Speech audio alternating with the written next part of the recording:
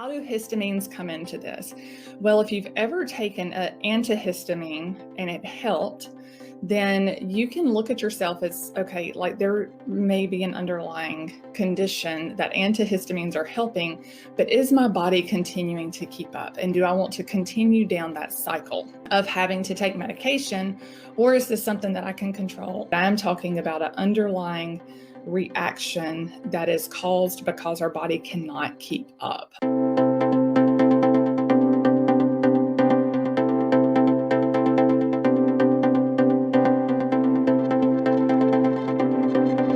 I want to come to you on a topic that I have gotten tons of questions on just recently. Okay, I've had a lot of friends, a lot of viewers, people in our group ask me about allergies lately and the relationship between allergies and histamines, mainly because when people do have allergies, they're very curious as to which medication we've had success with.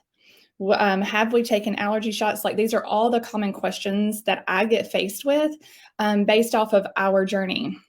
So I don't know where you are on your journey, but of allergies, have you heard of histamine intolerance and how it can contribute? I know last spring break we went on a trip and we did some horseback riding that we would never have been able to do before just because of the reaction with the animal hair. And I had made a comment that we were able to eat a very low histamine diet in order to make that trip successful and possible. And it sparked a lot of interest. Okay, so like, how can we control our diet to the point that we can enjoy those wonderful things in life? All right, so that's what I kind of want to talk about, and it'll all come full circle.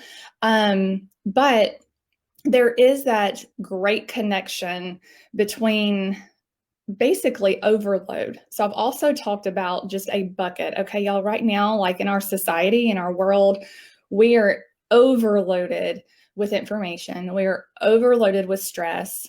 We are overloaded with change. I mean, just COVID within itself, loss, okay, depression, all of these things, system overload. It all plays an enormous part. Our cortisol, our adrenals. So if, I'm just going to touch on kind of that greater connection, but I want to encourage you to join. I do have a Facebook group, Jennifer Nutrition Coach, and you can join me there if you're not already in that group, so we can dive a little bit deeper into this topic. But your bucket basically has your stress, your food, your sleep cycle, your daily habits, your environment, your toxins, the chemicals, everything from what you put on your skin to what you clean your home with.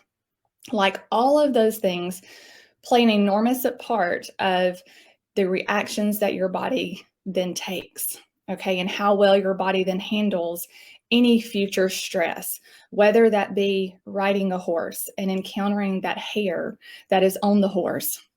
It may even be detoxification. Like, if you are needing to take an antibiotic for a short period of time, how is your body going to handle that?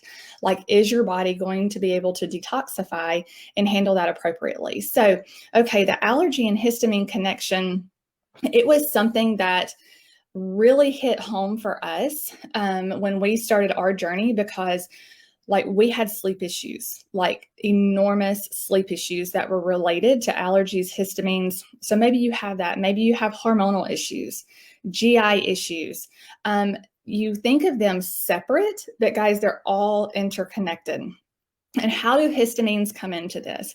Well, if you've ever taken an antihistamine and it helped, then you can look at yourself as, okay, like there may be an underlying condition that antihistamines are helping, but is my body continuing to keep up? And do I want to continue down that cycle of having to take medication, or is this something that I can control, excuse me, on a day-to-day basis?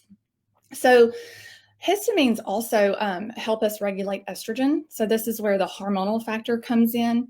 They help us regulate, inflammation. If there is underlying inflammation, there can be like this explosive effect of like reaction when we do eat a high histamine food.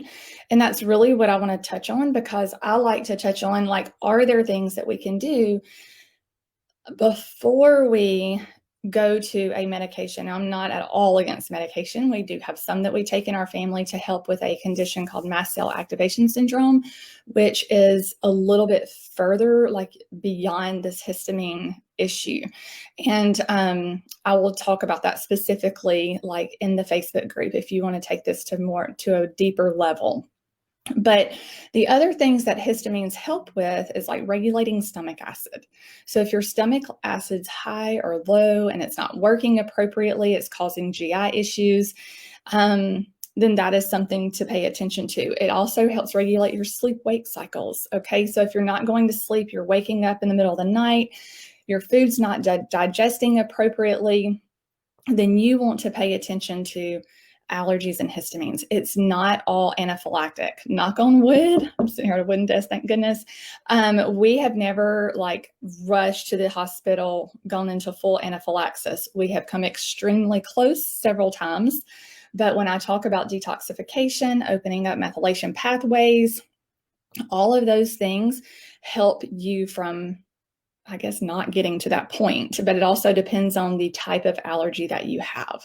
So I'm definitely not talking against those protocols, because they all play a part and help. But I am talking about an underlying reaction that is caused because our body cannot keep up. Okay, like the bucket, like you put in stress, you've put in not sleeping, you've put in bad food, and eventually your body is going to explode with a negative reaction. That is more of what I'm speaking of. I'm not speaking of those immediate reactions, like peanut in your environment, that's going to cause anaphylaxis. So what are some foods that can contribute to a histamine reaction? Well, first of all, spinach. Okay, spinach was one that caught me like totally off guard. I had a really bad histamine reaction from eating a raw spinach salad one day for lunch. I mean, my face, I was like in hives. And I'm like, oh my God, I just ate a raw spinach salad and thought I was doing good and being healthy. Okay, sometimes those healthy habits are not what your body needs, because we are also individualized. And this is why it is extremely important to work with somebody to identify what's triggering your body. So if you have not taken like a food sensitivity test, I am more than happy to help you. I feel like my pricing, I feel like you get double, if not triple, the results for the same amount of money. Okay, I have done extensive research to make it very cost effective and very efficient. Okay, I also, along with that, test candida and yeast. That's why I say, like, I think I test like double the foods of most, and then also add in candida and yeast to see what those underlying issues and conditions are. So if that is something you have not done, I highly, highly recommend it.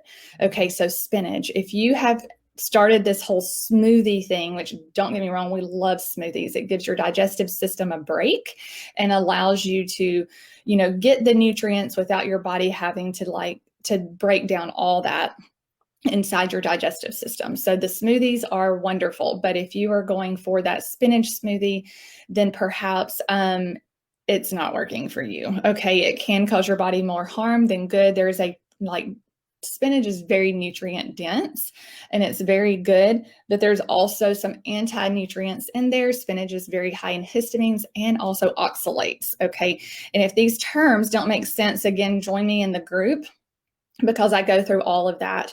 But foods definitely fit into different categories, or categories bigger and beyond what we ever learned with the food guide pyramid. Okay, it's not the bread, the dairy, all of this, but we've got to get down to the root. What's in the food? What are the nutrients in the food? What are the properties in the food? Like, do you need to eat oxalates? Maybe, maybe not. Do you need the histamines? Maybe, maybe not. Okay, so this is why it's very important to work with someone and identify what food issues are going on in your system, because we're all so individual. But if you eat spinach and you feel like you get a flare, especially like an inflammation flare, an allergy flare, and your symptoms get worse, and it could be like that day or 2 days later, then you may want to pay more attention to this. Also, meat. meat that has sat and been smoked, like hot dogs, pepperoni, just sitting, as meat sits, even leftovers, as they sit, the histamines increase. Like anything that's not frozen right away, the histamines keep producing. There's not a stop button. Okay, so you have to think like when a farmer kills their pig or their cow, how fast are they getting it to the processor? How fast is that being frozen? It's typically happening faster at the farmer than it is at Whole Foods or somewhere where that meat is coming in and just sitting there in the cooler aisle waiting on someone to purchase it. So it's important to pay attention to how long have things sat there. As far as leftovers, you can take things off the stove and put them in glass dishes. And instead of putting them in the refrigerator, we put them straight into the freezer. The next morning, if we're going to eat that leftover sweet potato and sausage scramble, then I'm going to put it back on the stove with the lid on it, very quick over low heat. It thaws and it's ready to go. But the histamines have not continued to create and produce as they've been sitting there. Okay, other ones are pineapple and strawberries. I don't want to break your heart, but strawberries are very high in histamines. So these are just ideas. Like if you think you're having like a flare-up of allergies, you can take these foods out. And the good thing is it's not forever, y'all. Think about the bucket. Okay, let's empty the bucket and then start bringing things in at a more moderate pace. But it will help if you start to also decrease your chemical and toxic load. Okay, so what I want to encourage you to do is look at the chemical and toxic load around you. And like if you change your household cleaner, not a big deal. Okay, it may be a habit breaking thing for you. It may be a smell breaking thing for you. Maybe you love the smell of the cleaner that you're using. But if it's very overpowering, it's typically because it has like so many chemicals. But if you reduce that load, then you can enjoy your strawberry. Okay, it's all about balance. And this is something like if you remember me from like essential oil days or even CBD days. I mean, I was trying really, really hard. I'm so thankful. I'm still along that journey. That journey will never leave me. It has been so critical to my family's success. Because that allowed us to take that chemical and toxic load out of our home, out of our environment, out of our antibiotics. Okay, so the dyes and the chemicals that are typically in an antibiotic are also histamine producing. They've got those histamine reactive factors in there. So sometimes it's like, damned if you do, damned if you don't. Like, sorry to say, that's just the phrase that came to my mind, but taking the medication that's also going to produce those histamines may not give you the result that you need. So we really need to look at that big bucket and what's causing that. Fish is another big one, okay, because fish typically sits even before it's gutted, and then it sits there before it's frozen for several days, except for wild-caught salmon, which you can get, it's usually frozen on the boat. I've already mentioned packaged foods, and this does include lunch meat, okay? So the histamine component includes a bacteria component. If you've seen my videos on lunch meat, I don't buy deli lunch meat from the order at the deli thing because it's opened, it's closed, it's open, it's so exposed to bacteria, and then it's closed back up, okay? And then it's reopened and it's closed back up. So I buy deli meat and I try to get there, like you can ask your grocery stores, what day do you get your largest shipments in? If it's on Tuesday, go on Tuesday, come home, put it in the freezer. Because I will do lunch meat wraps for my kids. Okay, I'm human as well, and they need to take lunches to school. So I put maybe 2 pieces of lunch meat though on the wrap. I don't fill it with like 5 pieces of lunch meat, then some pepperoni, and keep on going. And then I nuke it for just a second. We do still use a microwave. Some people are against that. I'm all for it. Okay, I've got to keep my life somewhat simple. But packaged foods are very high in histamine. All right, cheese is high. It's chocolate, cinnamon, coffee. Okay, so I know, for instance, I cannot have high histamine foods, enjoy my coffee. I can't have all of the above. Limitation is not the word I'm trying to think of, but everything in moderation, that's it. So things in moderation, like your preservatives and your artificial colors. Y'all, Gatorade, I see it every single day on the sports field. All right, those artificial colors in the Gatorade are very high in histamine. So if you're going out and your kid has an allergy to the grass, to the dust, to all those things outside in the environment, drinking that Gatorade while you're out there is not the route to go. Okay, because you're increasing that histamine response in the body, and then they're breathing in the additional allergy responses and factors that they have going on. We have learned this the hard way with drinking fruit smoothies on the way to the soccer field. Okay, drinking that fruit smoothie, we had bananas are very high in histamine. We had a strawberry and banana smoothie on the way to soccer one day. Got out on the soccer field, the wind blew, and we had to rush off the field. We did not end up in the ER. We ended up back in our hotel room going through detox protocols. So again, join me in my Jennifer Nutrition Coach group. If something has triggered further question for you, definitely put that down below in the comments section. Let me help you, because I want to help you get to the root cause of your issue and find success. That is the bottom line of why I do what I do, and why I want to. I just have a heart for kids, number one. So the question that came to me this week was about a young mother trying to serve her young child. And my heart goes out because that journey is so hard and so critical. It takes me back, y'all. And so and it takes me back to just the anxiety. Okay, I have to pause for a second because it's a hard journey. So my heart goes out to you moms who are serving your children, but perhaps it's you, you're still trying to find the energy to keep up with your child and your family. Okay, so why is this a big issue? We're having some of the enzymes in our body that aren't able to break down the histamine. There's lots of underlying issues. So if you've heard of DAO is one of those enzymes that is not necessarily keeping up with our system. And why? Because antibiotics, pain relievers, vaccines, not anti-vax at all. I don't want to start that conversation, but all of those things start to block the enzyme production. Okay, so you cannot blindly just take these things. That is something that I believe very strong about. I feel like a lot of people these days are arguing over, yes, do this, yes, do that, yes, do that. And I'm like, y'all, it's not a one size fits all. It just cannot be. If it was a one size fits all, then I would tell you to put peanut butter on every lunchroom table. And let's see how much of a discrepancy and how much crap gets raised with that. Okay, that's how I feel about vaccines. Is if we can give everybody a vaccine, then let's give everybody a peanut butter and jelly sandwich.